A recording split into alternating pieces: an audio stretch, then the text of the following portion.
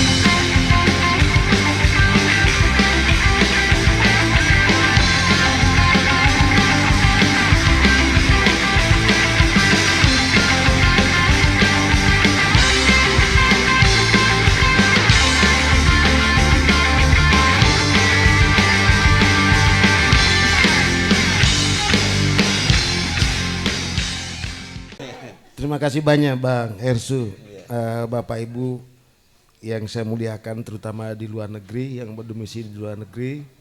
Semoga sehat selalu. Saya bertambah semangat ya, karena justru dari ya orang kita bangsa Indonesia yang berada di luar negeri yang ikut mengawasi ya kekuasaan ini, penyelenggaraan pemerintahan ini. Jadi kita tidak bisa mengatakan bahwa tidak ada pihak yang menaruh perhatian. Justru saudara-saudara kita yang banyak mengambil peran. Saya jangan sampai dalam negeri menganggap hal ini biasa-biasa saja. Di awal itu saya pernah katakan begini, Jokowi itu adalah presiden terburuk yang pernah dikirim neraka ke bumi. Ya. Mulai ini, mulai. Ada yang dengan pernyataan saya itu ada 2 video yang dibuat untuk mengklarifikasi, men-TO saya, jadikan daftar pencarian orang DPO. Itu ada 2 video yang dibuat itu. Tapi sebenarnya bukan itu yang saya tahu konsekuensinya, saya tahu resikonya. Cuma ada yang bertanya, apa neraka ini neraka kebetulan? Saya bilang tidak. Sama dengan yang dibuat, buku yang dibuat itu Armada Hantu. Itu bukan armada hantu. Itu operasi intelijen yang dibuat dalam bentuk novel. Oh, Ghost Flight ya. Kira-kira gitu. Nah, sama dengan ini. Jadi Jokowi itu adalah hasil operasi intelijen tingkat tinggi. Jadi para penghuni neraka membuat skenario mengirim orang terburuk. Itulah Jokowi. Sebenarnya ya yang saya mau katakan. Nah, jadi memang agak berat ya. Pertanyaan saya ingin bahas dulu nih. Karena kan sudah beberapa hari ini, beberapa minggu ini di televisi, di media itu sudah banyak kegiatan untuk mengevaluasi rezim kita ya. Rezimnya Pak Prabowo. Ya sekedar tadi saya termasuk hasil evaluasi ini saya ikuti betul itu sampai akhir. Saya ingin memberikan legitimasi akademik bahwa hasilnya itu sebenarnya benar. Dalam teori politik, untuk mengukur keberhasilan suatu rezim itu ada 7 indikatornya. Ya, yang pertama itu kita harus lihat kapabilitas responsifnya. Sejauh mana apakah rezim politik itu merespon aspirasi-aspirasi politik yang penting. Ya kan? Kalau dia tidak merespon itu, misalnya ada tuntutan reformasi Polri, baru dia tidak tuntut, itu tidak bisa dianggap berhasil. Ya. Jadi saya tidak usah bulas satu-satu ya, karena di semua media para pakar hasil pengawatannya benar. Saya cuma memberikan legitimasi akademik bahwa apa yang dilakukan itu hasilnya itu benar, bisa dipertanggungjawabkan secara akademik. Artinya kalau dibawa ke kampus itu mendapat tidak ada penolakan itu, tidak ada resistensi. Yang kedua adalah kapabilitas regulatif. Ini apakah rezim itu yang mampu membuat orang patuh sama aturan. Ya tentu yang kalau dia melanggar hukum ya sikat, hajar, enggak usah ampuni. Ya kan? Makanya itu yang selalu itu teriak penegakan hukum itu. Nah, itu salah satu. Yang kedua, itu kapabilitas distributif dan alokatif. Apakah sumber daya yang tersedia itu yang hebat-hebat itu dipakai oleh rezim? Yang pintar-pintar itu, rezim memakainya. Ya kalau yang dipakai bodoh-bodoh ya itu tubuh tidak berhasil itu. Itu kapabilitas alokatif itu. Apakah orang miskin memiliki jatah gitu kan? Itu ada alokasi, karena itu kebijakan diambil tadi. Ini harus menjawab, mencegah jangan sampai ada muncul begini. Kalau kamu harus kaya, kenapa kami mesti miskin? Kalau mau kaya, kaya aja, tapi jangan buat kami miskin. Nah, itulah gunanya ada rezim itu tadi. Karena itu harus ada, ya harus diukur di situ kemampuannya dia untuk melihat apakah sumber daya manusia, sumber daya alam, dan sumber daya buatan betul-betul digunakan sebesar-besarnya untuk kesejahteraan rakyat, kemakmuran rakyat. Saya tidak yakin itu. Kenapa saya tidak yakin? Karena ada 3 aktor oligarki yang ada di Indonesia ini. Yang pertama tadi oligarki politik, itu badut politik. Yang kedua oligarki ekonomi, bandar politik. Dan yang ketiga oligarki sosial, bandit politik. Anda bisa bayangkan ini. Aktor politiknya Indonesia itu cuma badut politik, bandar politik, dan bandit politik. Tapi bukan Prabowo, rezim Prabowo yang buat itu. Rezim sebelumnya. Karena itu kan tidak ada reformasi, yang ada deformasi, pengerusakan itu. Yang pertama kali dirusak itu adalah Undang-Undang Dasar 45 itu. Diganti dengan Undang-Undang Dasar 2002. Itu masalah hulu. Tapi kita tidak bisa bicarakan itu, terlalu berat pembahasannya. Dan masih banyak orang yang pertahankan itu. Indikatornya aja. Yang kedua, yang selanjutnya, ya cara mengukur berikutnya itu dalam teori politik, itu kapabilitas simboliknya itu. Apakah polisi, tentara itu menjadi sesuatu instrumen penyatuan itu? Misalnya gini, kalau kita sebut polisi, apakah kita nyaman? Apakah kita enak? Apakah kita aman? Apakah, gini aja contohnya, sederhananya ya, ada penolakan, ada mainan, ada guyonan, jangan pasang fotonya Gibran itu. Itu kapabilitas simbolik yang rusak itu. Ya, contoh aja. Jadi kalau sudah tidak mau dipasang foto itu, bayangin, Jepang ada kebakaran yang tertinggal di situ fotonya Kaisar dan ada anak, pemadam kebakaran harus menyelamatkan 2 itu, foto dengan anak. Sekiranya, andai kata anak itu tidak berhasil diselamatkan, tapi mampu menyelamatkan fotonya Kaisar, itu hebat itu, pujian. Begitu hebatnya kapabilitas simbolik. Ya kan? Lah kalau wakil presiden dibilangin bocil, dibilangi bocil aja itu sudah keluar dari mulut, itu sudah tidak ada kapabilitas simboliknya itu. Ya kan? Si pupu papa, setiap hari kan pupu papa. Itu tidak ada kapabilitas simbolik itu, Pak. Ya itu contoh sederhana aja. Terus kapabilitas ya kapabilitas ekstraktif. Apakah sumber daya alam, sumber daya buatan, sumber daya manusia? Saya kata, apakah Bang Hersu ini kan baik di mata saya nih, pinter.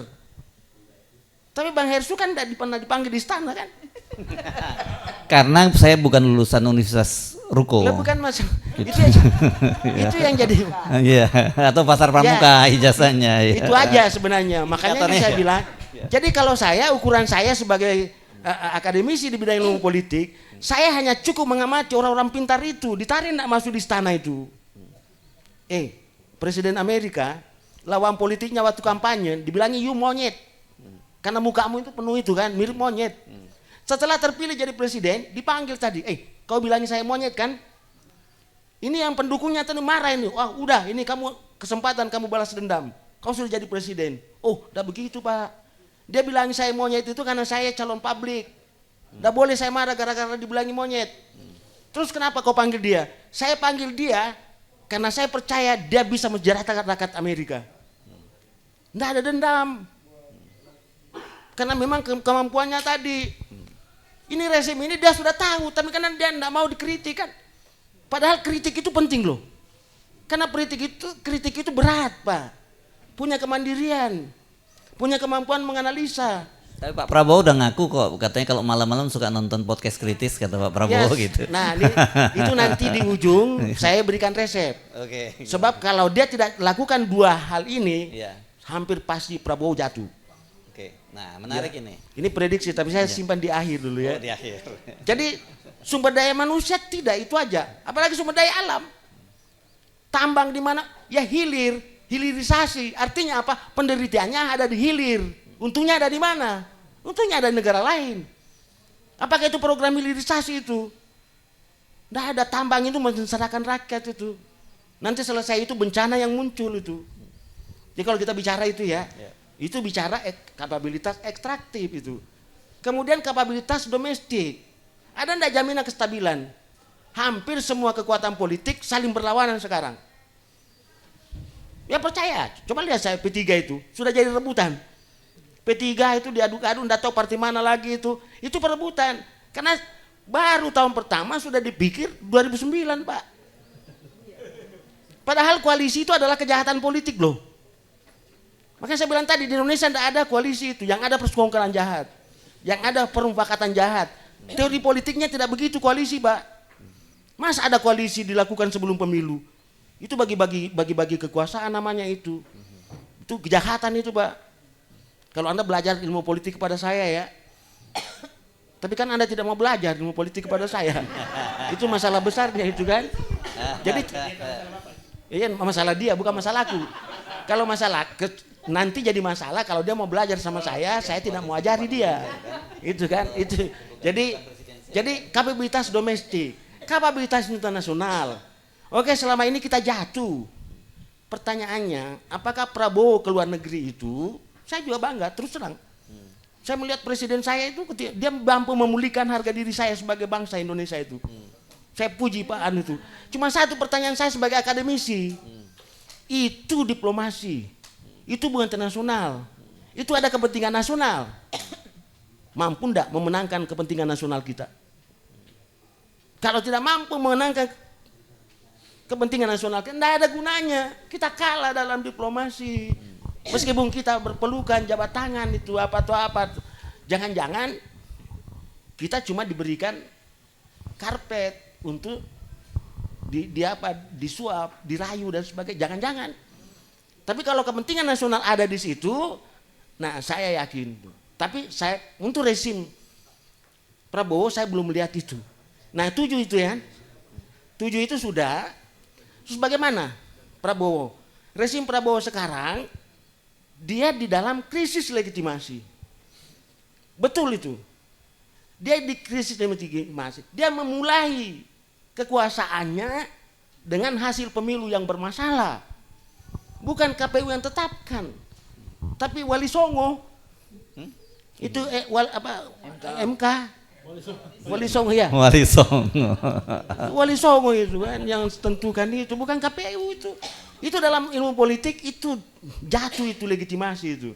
Yang kedua, ya, membikin kabinet ada rezim lama. Karena itu saya bilang tadi. Ada atau banyak? Ya saya jumlah itu kuantitatif. Ketika saya mengatakan ada itu kualitatif. Okay. Bisa saja satu saya sebutkan, tapi itu sangat berbahaya kan. Nah karena itu saya bilang dia ada rezim lama. Karena itu saya persingkat, ya saya persingkat nanti saya ditegur Bang Hersu. Ini masalah waktu. Ya, rezim Prabowo hanya ada 2 caranya untuk selamat.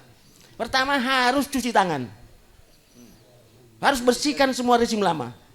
Oh cuci tangan, saya pikir kayak Pak Jokowi sama Pak Luhut cuci tangan dari wus, bukan ya beda ya? Sebenarnya itu bahasa saya. Pertama dulu ya. di awal waktu Pak Prabowo naik itu saya membuat di WA Group saya bilang ada 2 resep, hanya ada 2 cara Pak Prabowo bisa selamat. Yang pertama dia harus cuci mulut.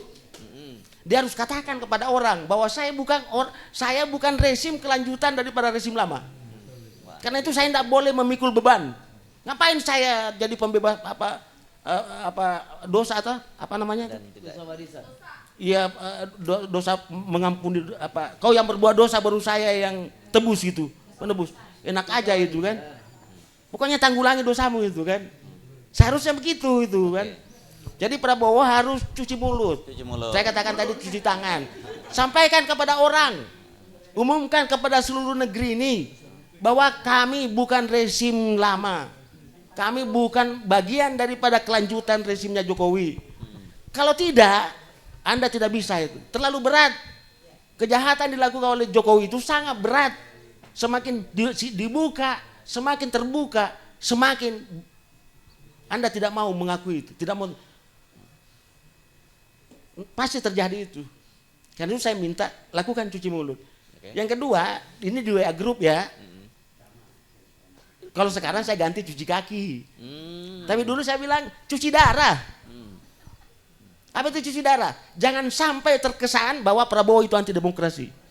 Karena itu salah satu kehebatannya Prabowo kemarin, dia tidak menetapkan darurat militer, darurat sipil. Seandainya darurat sipil saja hancur dia. Kenapa?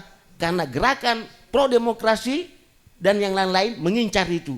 Ingin buktikan bahwa Prabowo itu anti demokrasi. Dia pro kekerasan. Dia melibatkan kekerasan koersi dalam menangani aspirasi itu. Itu yang mau dipancing ke arah sana. Dan alhamdulillah saya melihat Prabowo ini bersyukur saya lihat karena dia mampu mencegah itu.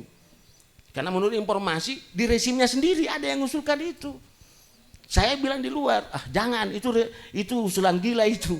Kecuali kalau mau gali kuburnya sendiri silakan.